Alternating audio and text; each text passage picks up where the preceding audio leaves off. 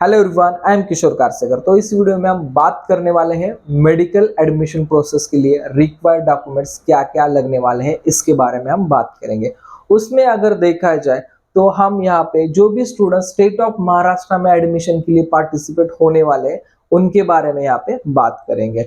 तो उसमें बेसिकली देखा जाए तो जो students MBBS, BDS, BMS, BHMS, BUMS, physiotherapy, speech therapy as well as BSc nursing courses, इन सभी कोर्सेज के लिए जो स्टूडेंट्स अप्लाई करने वाले हैं, इस सभी स्टूडेंट्स के लिए रिक्वायर्ड डॉक्यूमेंट्स क्या लग सकते हैं उसके बारे में हम इन डिटेल यहाँ पे इंफॉर्मेशन लेने वाले हैं। तो देखा जाए तो यहाँ पे मेडिकल प्रोसेस के लिए जो भी हमारा काउंसलिंग प्रोसेस स्टार्ट होगा, वहां पे कुछ डॉक्यूमेंट्स हमें बाहर से यानी कि जो हमारे डिस्ट्रिक्ट में जो तहसील कार्यालय रहता है वहां से निकालने पड़ते हैं। तो वो डॉक्यूमेंट्स कौन से रहने वाले और वो डॉक्यूमेंट्स कब निकालने चाहिए?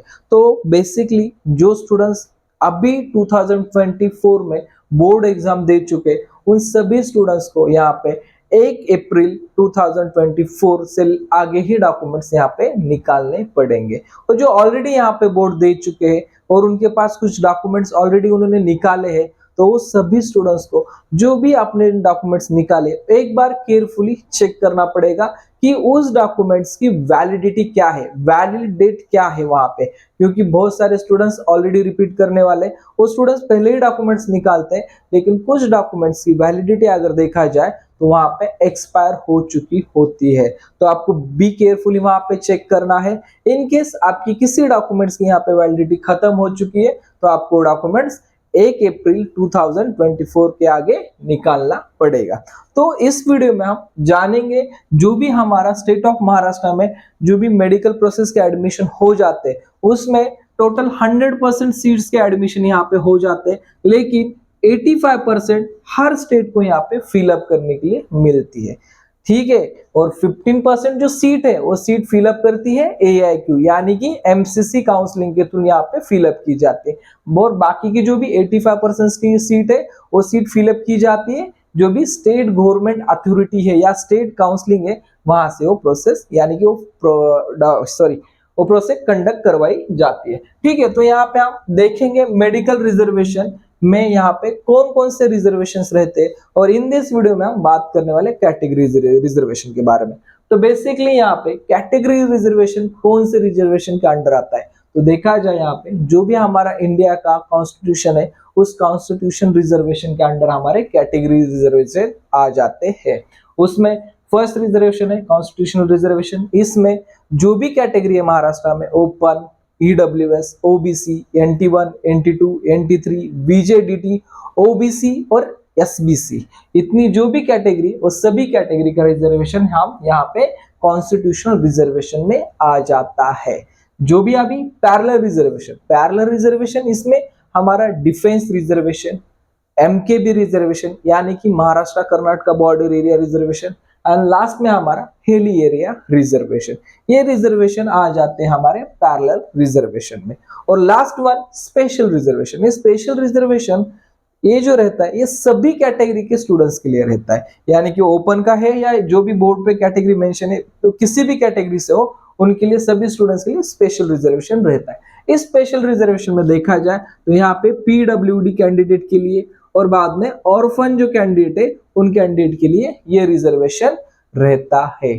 ठीक से सुनिए, PWD और ऑर्फन कैंडिडेट के लिए ये रिजर्वेशन रहता है। यानी कि देखा जाए तो 80% जो हमारी स्टेट ऑफ महाराष्ट्र की काउंसलिंग प्रोसेस होने वाली है उसमें इतने सारे रिजर्वेशन यानी कि इतने सारे हमें यहाँ पे रिजर्व सीट्स यहाँ पे मिलती है, या ये पूरा सीट मैट्रिक्स का बाइफर्केशन इसी जगह पे हो जाता है। अगर किसी स्टूडेंट्स को सीट मैट्रिक्स क्या होता है, इसका बाइफर्केशन कैसे हो जाता है, ये अगर देखना है या जानना है तो मैं आपको लिंक में एक सीट मैट्रिक का एक एग्जांपल लास्ट ईयर का दे दूंगा, वहां पे आप चेक कर सकते हैं। और इसमें एडिशनली जो भी है इसमें 30% रिजर्वेशन यहाँ पे एडिशनल इन द सेंस इसी रिजर्वेशन में हमें वुमेन्स के लिए एक्स्ट्रा 30% रिजर्वेशन भी यहाँ पे अवेलेबल होता है, ठीक है।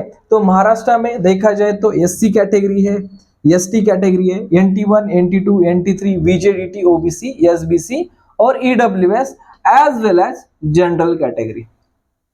ये सभी कैटेगरी का यहाँ पे क्या रिजर्वेशन रहने वाला है महाराष्ट्र में, वो हम बात करेंगे। तो देखा जाए तो एससी के लिए 30% रिजर्वेशन यहाँ पे रहता है, एसटी के लिए 7% रहता है, NT1 के लिए 2.5%, NT2 के लिए 3.5%, NT3 के लिए 2%, VJDT के लिए 3%, ओबीसी स्लैश एसबीसी यानी कि ओबीसी में कैटेगरी आती है एसबीसी, उनके लिए 19% यहाँ पे रिजर्वेशन रहता है। और देखा जाए तो ये सभी रिजर्वेशन अगर काउंट किया जाए तो 15% रिजर्वेशन मिल होता है।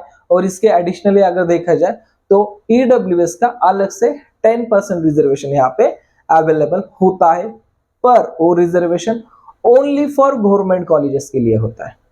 ठीक से सुनिए, ये जो ईडब्ल्यूएस का रिजर्वेशन है जो भी महाराष्ट्र के गवर्नमेंट कॉलेजेस है उसी कॉलेज में यहाँ पे अवेलेबल होता है। जो भी सेमी गवर्नमेंट कॉलेजेस है वहां पे ईडब्ल्यूएस की सीट अवेलेबल नहीं होती, लेकिन एडमिशन यहाँ पे ओपन से वहां पे मिल जाते हैं, यानी कि treated as candidate considering general category. ठीक है, तो यहाँ पे हो जाता है। और last one is general reservation.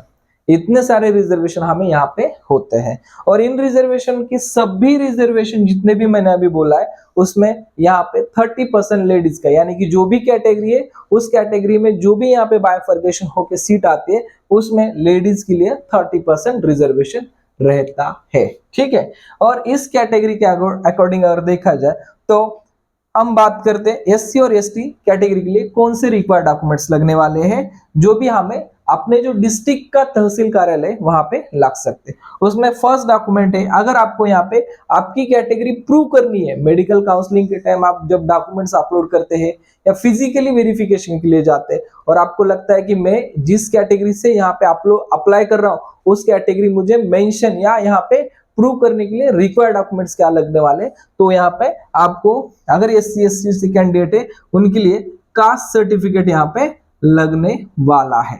ठीक है, यहाँ पे कास्ट सर्टिफिकेट आपको लग सकता है, और इसके अलावा आपको कास्ट वैलिडिटी सर्टिफिकेट भी आपको लगने वाला है।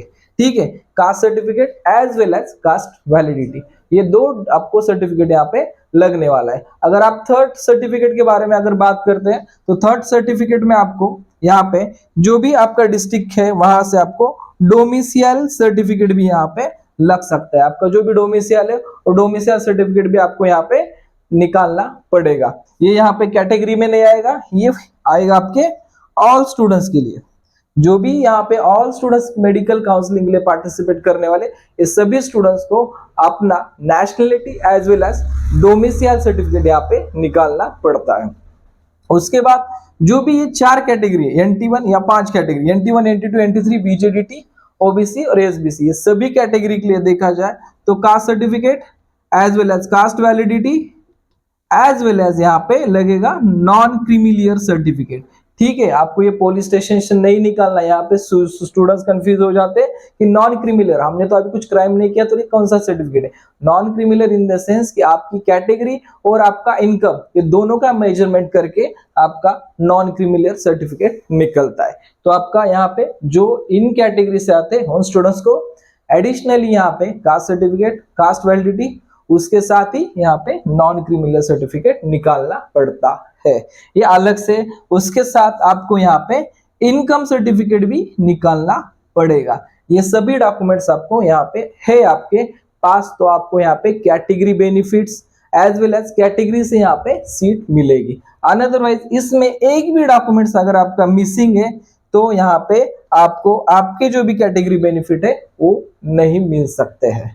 ये आपको ठीक से और केयरफुली सुनना पड़ेगा। इसके बाद जो आता है नेक्स्ट पार्ट हमारा ईडब्ल्यूएस का। ईडब्ल्यूएस का अगर देखा जाए तो यहाँ पे EWS certificate as well as यहाँ पे इनकम सर्टिफिकेट, दो सर्टिफिकेट हमें लगने वाले हैं जो स्टूडेंट्स ईडब्ल्यूएस के थ्रू एप्लीकेशन फॉर्म भरने वाले, और जो जनरल से फॉर्म भरने वाले हैं उन स्टूडेंट्स को इसमें ओनली ऑन यहाँ पे डोमिसियल सर्टिफिकेट ही निकालना पड़ेगा। इसके अलावा दूसरा कोई सर्टिफिकेट निकालने की जरूरत नहीं है। अभी जितने भी कैटेगरी मैंने यहाँ पे दी है इनके बारे में डिस्क्रिप्शन दिया है, वो सभी कैटेगरी आती है यहाँ पे parallel reservation as well as special reservation में। तो हम ये पैरेलल और स्पेशल रिजर्वेशन कैसे यहाँ पे डिवाइडेशन होता है, उसका सीट मैट्रिक कैसे यहाँ पे आता है, ये हम डिस्कस करेंगे नेक्स्ट वीडियो में। तब तक जिन स्टूडेंट के पास डॉक्यूमेंट्स है वो सभी स्टूडेंट्स को यहाँ पे डॉक्यूमेंट्स केयरफुली चेक करने, और जो स्टूडेंट्स न्यू यहाँ पे डॉक्यूमेंट्स निकालने वाले हैं तो वो स्टूडेंट्स यहाँ पे आपकी कैटेगरी के हिसाब से कौन से डॉक्यूमेंट्स आपको तहसील कार्यालय से निकालने, ये भी मैंने यहाँ पे आपको बता दिया है। तो आप ये सभी डॉक्यूमेंट्स अगर है तो ही आपका यहाँ पे कैटेगरी प्रूव होने वाला है। ऐसे ही मेडिकल रिलेटेड इंफॉर्मेशन या कोई भी आफ्टर 12 एजुकेशन है उसके रिलेटेड इंफॉर्मेशन इस चैनल पे रेगुलरली अपडेट हो जाएगी। इसका बेनिफिट आपको जो भी आपकी काउंसलिंग प्रोसेस होने वाली है उसमें आपको मिलता रहेगा। ठीक है, थैंक यू फॉर वॉचिंग।